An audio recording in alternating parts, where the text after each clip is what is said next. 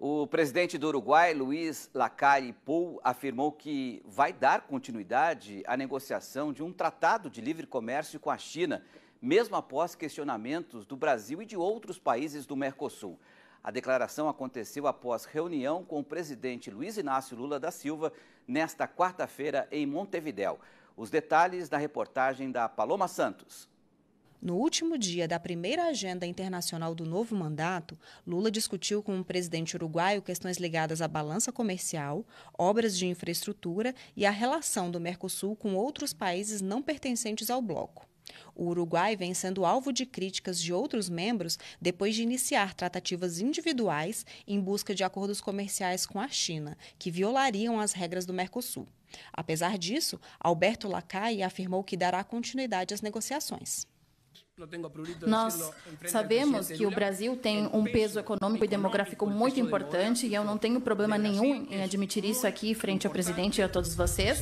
E o Uruguai vai avançar nas suas negociações com a China como até agora. O Brasil pode, paralelamente, fazer o seu caminho e após isso nós vamos compartilhar tudo o que foi negociado e o Uruguai pode se ajustar ao que o Brasil propor, sendo o Brasil que pode dizer o que conseguiram negociar com a China. E para resumir, o Mercosul que nós queremos precisa ser um Mercosul moderno, flexível e aberto ao mundo. Em seu discurso, Lula afirmou que está de acordo com a visão de Lacalle Pou sobre a inovação e renovação do Mercosul. Segundo ele, as ideias serão tratadas primeiramente no nível técnico, depois ministerial. O presidente também garantiu que irá destravar o acordo comercial com a União Europeia, mas defendeu uma negociação do bloco e não individual, tanto com a Europa como com a China. Eu disse ao presidente Lacalle e tenho dito aos meus ministros e o que dije ao presidente Lacalle e é que nós vamos intensificar as discussões com a União Europeia. É que vamos a intensificar nossas discussões firmar esse acordo com a União Europeia e firmar este para acordo. Que a gente possa discutir apenas um possível acordo China e Mercosul. Apesar do Brasil ter na China o seu maior parceiro comercial, é que Brasil tem com China que China é um grande aliado, seu primeiro aliado comercial, sócio. E do Brasil ter um grande superávit com a China. E que Brasil tenha um grande superávit com China.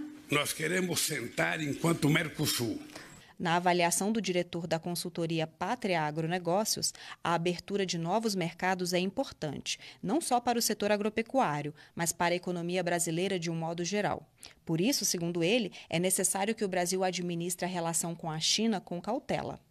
Então, quando a gente vê, o nosso novo presidente sensibilizando a imagem do Brasil diante, de uma grande parceira econômica chamada China, a gente acaba temendo, a longevidade, não longevidade, mas acaba sensibilizando o nosso setor. Um setor que ele é dependente de exportação, especialmente grãos, onde a gente trata que a soja, mais de 2/3 da produção agrícola da soja interna no Brasil, ela é colocada para fora. A grande parte desse produto destinado puramente à China. Então, de fato, a sensibilização dessas relações, elas causam um certo receio, Ainda de acordo com o especialista, se bem construídos, o fortalecimento comercial com o Uruguai e a reaproximação com a Argentina podem representar boas oportunidades para o agronegócio. Mas ele lembra que a capacidade dos nossos vizinhos é limitada. E o Brasil, reatrelando esses laços comerciais, ele pode sim retomar um fluxo de exportação a países vizinhos com mais intensidade. Porém, a gente tem que sempre lembrar que quem toma as rédeas na importação dos nossos produtos são asiáticos. A gente tem que lembrar também que os nossos vizinhos possuem uma demanda limitada pelo que o Brasil produz hoje. O Brasil ele abastece hoje, em termos de matérias-primas alimentares, mais de 1,5 bilhão de pessoas ao redor do mundo. Então, não vão ser alguns milhões na Argentina, alguns milhões no Uruguai, que suprirão a falta dessa demanda caso os laços comerciais com o asiático se tornem problemáticos. E sobre essa relação do Brasil com os demais membros do Mercosul e as relações internacionais, conversamos agora com o coordenador acadêmico do Centro Brasileiro de Negócios Internacionais, da ESPM, o Alexandre Uehara. Boa noite, Alexandre, obrigado por nos atender. Primeiro, eu gostaria de te ouvir sobre essa primeira agenda internacional do Lula, visitando Argentina e Uruguai. no que o presidente está mirando, quais as oportunidades que você enxerga nessas relações. Boa noite. Olá, boa noite. Obrigado mais uma vez pelo convite. Eu entendo que essa viagem agora pela América do Sul é muito importante, né? O Brasil, como a gente viu agora na reportagem também, é o principal país da América do Sul, representa mais de 50% do PIB sul-americano, e neste momento, até este momento, nós vimos aí que o governo anterior estava dando as costas para os países vizinhos, nós praticamente estávamos isolados, né, em relação aos países vizinhos, que é muito ruim, tanto política como economicamente, e neste momento, diria que só o fato de ter tido esta viagem exterior e ter essas conversas, ainda que com muitas tensões, como a gente ouviu agora em relação à negociação do Uruguai com a China, essa abertura de canal de comunicação é fundamental e é importante, porque, pensando geopoliticamente, a América do Sul é o primeiro passo, a primeira fronteira para o Brasil estar influenciando e buscando seus interesses. Agora, apesar do Brasil já possuir relações comerciais firmadas com a China, como é que você avalia essa proposta de comercialização via bloco Mercosul? Há espaço ainda? Olha, eu creio que sim. As negociações, eu diria que as negociações do Mercosul em termos de acordos internacionais, o Mercosul está muito atrasado, mas muito atrasado em relação a todos os demais grandes parceiros comerciais, Estados Unidos, europeus, inclusive a China. A China começou a negociar acordos comerciais muito depois, temos que lembrar que a China vai fazer parte do Mercosul muito depois do Brasil, e a China já tem hoje mais acordos comerciais que o Mercosul e o Brasil, né? Conjuntamente, o Brasil e o Mercosul.